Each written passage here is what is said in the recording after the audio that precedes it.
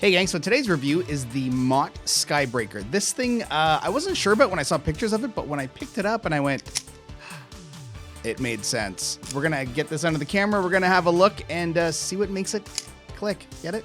Click. I mean, come on, that's kind of funny, right? It's the MOT Skybreaker. Let's go.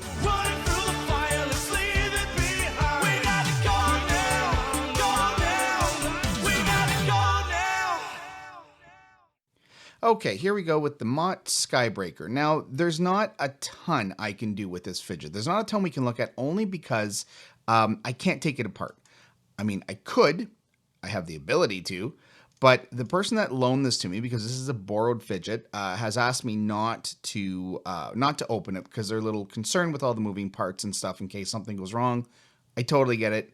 Not a problem. So I'm not going to open this up, but we are going to play with it a little bit. So what makes this stand out from, for example, another fidget, sort of a sword fidget that I reviewed, which was the Brotherhood of Blades, is that this one comes right out and is an actual sword, kind of, right? It's the sort of that chainsaw style sword. It's got this little trigger here, even in the guard, that I'm not sure if that's brass or just kind of painted to look like brass, but anyways, it is kind of cool that you get this double sort of this dual purpose fidget, I guess. Like, this is actually really satisfying.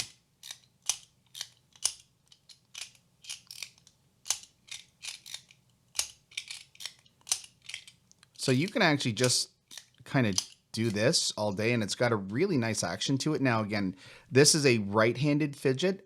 You can see when I was doing it with my left, it does work, but it's not as comfortable as the right hand where the thumb just sort of moves all the way over here. It's just a little bit easier to reach with your right hand. So it is a fun, unique piece. I would say this is definitely more of a desktop fidget just due to its size. You're not really carrying this around in your pocket, or at least, I mean, you might get some looks if you do. But really, though, it is one of those things that I find it's too big to be kind of an easy portable fidget. This is definitely something you'd have on your desk. However, you can see how much fun that is. Like, it's actually, like, it's fun to play with. It's got some good weight to it, and again, we've got this cool sort of detail on here. The warning, again, this is like a chainsaw sword. You've got a little, I guess, a little lanyard rope if you wanted to do that, or just like a little ornament here. What's tricky about this is not a push up button. So that was my first instinct when I got it. I want to kind of push in an upwards direction. You have to push down, as in push in towards the fidget. Now, I don't think we'll be able to see inside.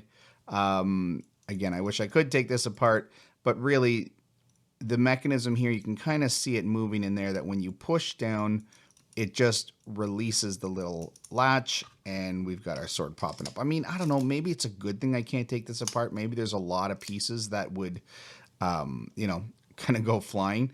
There is a thing with a lot of these types of fidgets that when they're tuned so perfectly that the minute you open them up and put them back together, they're never the same. So maybe that would have been this case, right? So we'll just appreciate it. We'll look at it.